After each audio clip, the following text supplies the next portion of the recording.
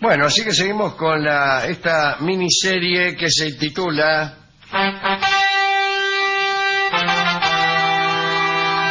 Las fuerzas que nos dominan.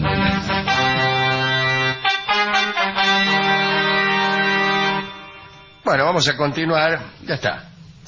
Tercer capítulo. La primera cruzada. Ahora la primera, empezamos por la cuarta. Empezamos por la cuarta, después preparativos para las cruzadas y ahora la primera cruzada. Bueno, ahora tomó cierta... Sí, vamos a tener después que saltar de la tercera a la quinta. Sí.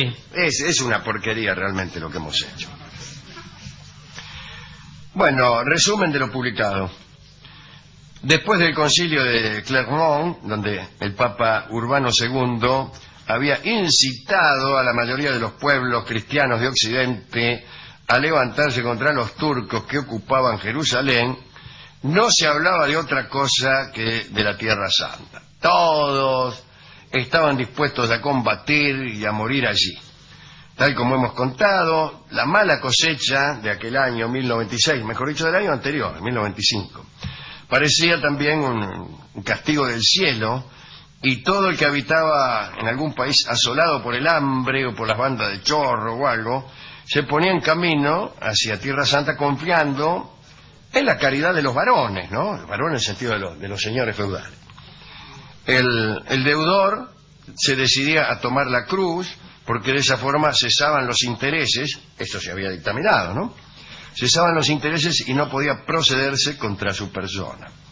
Los malhechores abandonaban sus escondites y en todos los lugares de Europa se levantaban en masa mujeres, ancianos y niños, porque pensaban que se iban a encontrar seguros a la sombra de la cruz. Sin embargo, ningún rey tomó parte en esta primera expedición, solamente gentes que aspiraban a conquistar reinos. Bueno, pronto se formó una mezcla extraña de naciones, de sexos, de edades, vestimentas.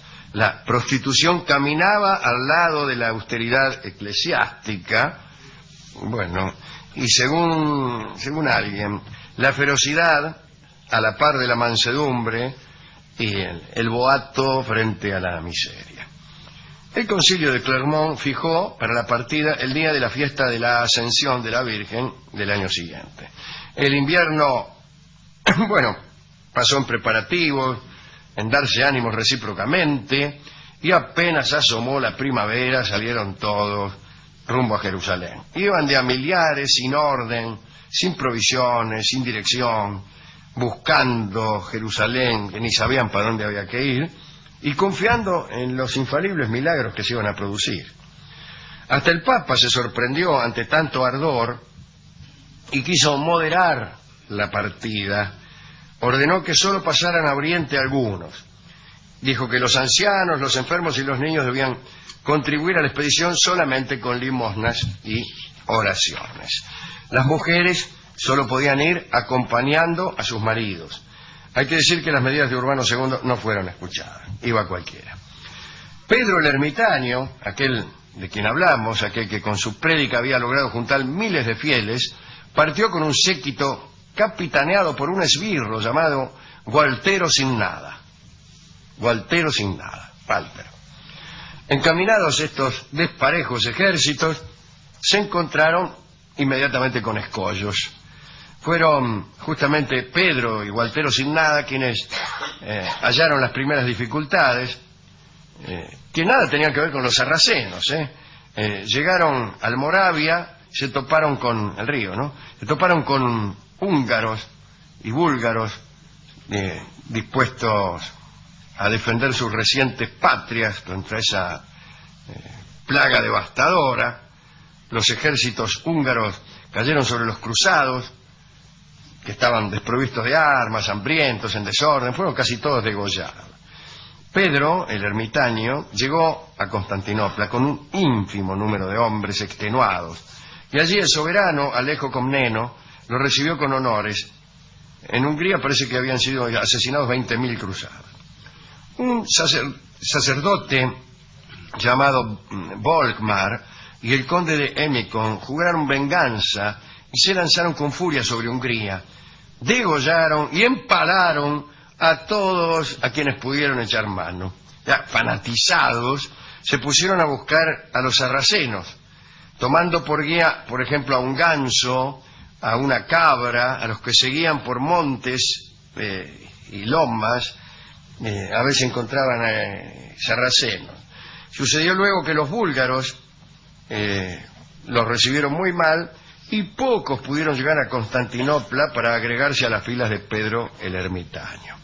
Constantinopla era una especie de primera parada antes de llegar a Tierra Santa. Allí, los restos de las distintas expediciones que habían sido diezmadas quedaron bajo la protección del rey Alejo Comneno, que les permitió acampar alrededor del Golfo de Nicomedia, y desde aquel lugar los peregrinos hacían excursiones que iban acompañadas de robos y crímenes, excesos. Además, combatían entre sí los cruzados, ¿no? Por la avaricia, por celos de nación a nación.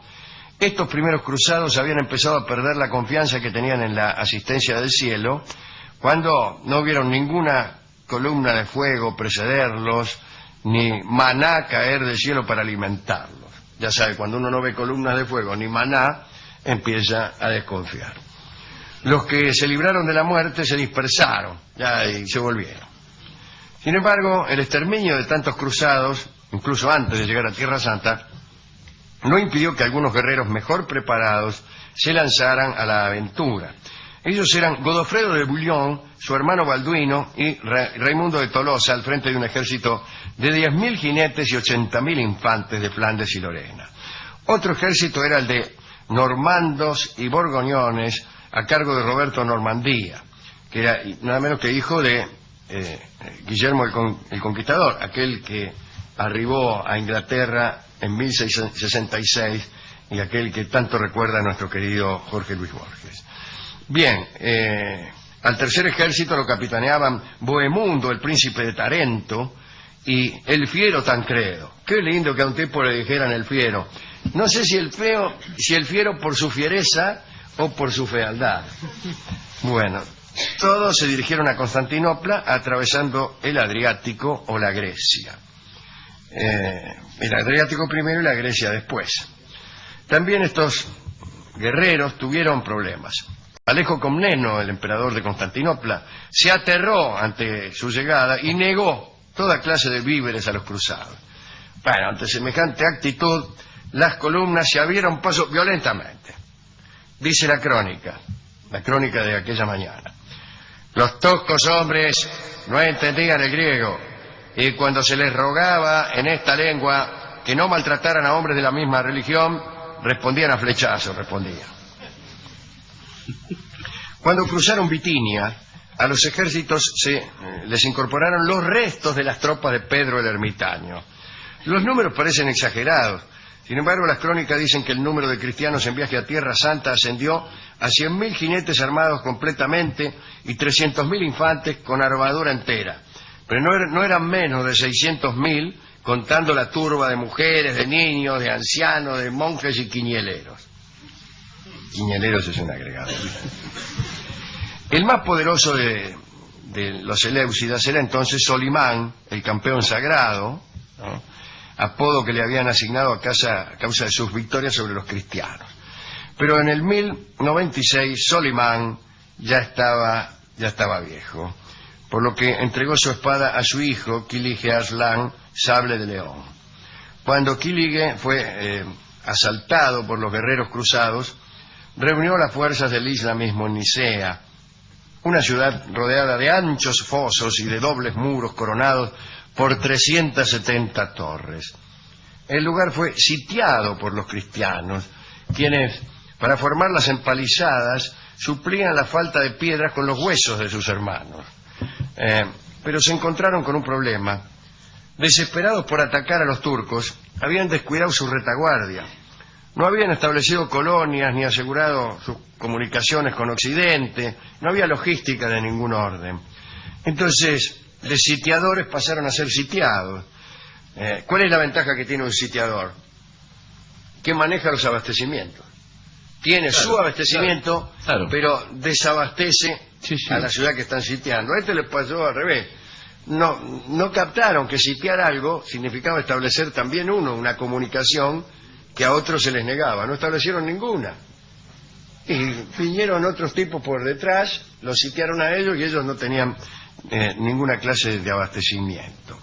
Tuvieron que luchar contra el hambre y el rigor del invierno, tenían cortada toda comunicación con el mar, y de 70.000 caballos con que habían llegado solo quedaron 2.000.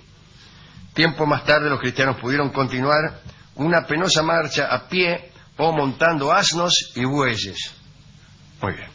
Según dicen, el feroz Bohemundo hizo tostar en el asador a varios turcos. Señor. E hizo correr la voz de que los príncipes se comían a los espías enemigos. Esto para espantar a los que frecuentemente se introducían en sus filas. No era verdad. No era verdad que se los comían, pero al espía lo pusieron. Luego de una travesía que parecía interminable, los cruzados recibieron ayuda de genoveses y pisanos y renovaron fuerzas para entrar en la ciudad de Antioquía. Allí, cercados por Kerboga, el sultán de Mosul, los europeos esperaron resignados la muerte. Dijeron, ya está, marchamos al Espiedo. En ese momento sucedió algo extraño.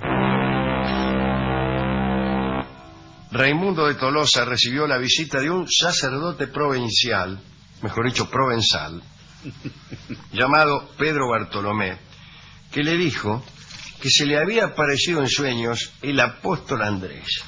Atención. Dice, mire, discúlpeme, pero se me apareció en sueños el apóstol Andrés, y me dijo que en una de las ciudades de esta ciudad, en una de las iglesias de esta ciudad, en la que estamos sitiados por Mosul, está enterrada la espada que traspasó el costado de Cristo. Y esta espada dará la victoria a los cruzados, dijo este hombre, Pedro Bartolomé. Famosa aparición. 12 hombres cavaron todo el día hasta que, parece mentira, la encontraron. Encontraron la reliquia milagrosa, la espada, la famosa espada. Será la lanza de Longinos, digo yo,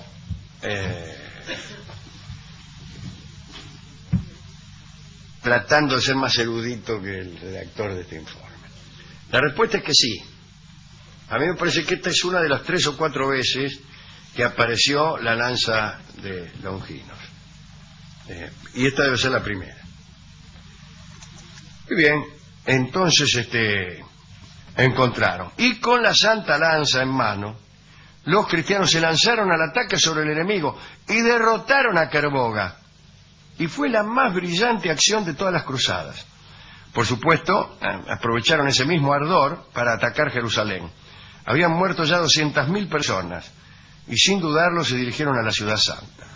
En junio de 1099, casi 3 años después de la partida, desde la altura de Mamús descubrieron la ciudad de Cristo al grito de Jerusalén, Jerusalén, Jerusalén, diría. Inmediatamente comenzó el asedio.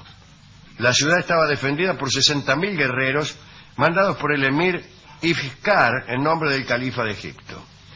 Luego de un primer intento rechazado, los cruzados se apoderaron de Jerusalén el viernes 15 de julio de 1099. Fueron pasadas a cuchillo 15.000 personas, tanto judíos como musulmanes. Limpia Jerusalén de cadáveres,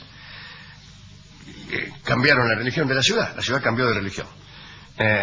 Y viendo los francos, que tenían, los francos son se le decía a todos los cruzados, la necesidad de consolidar su dominación, resolvieron restaurar el trono de David para que lo ocupara un rey.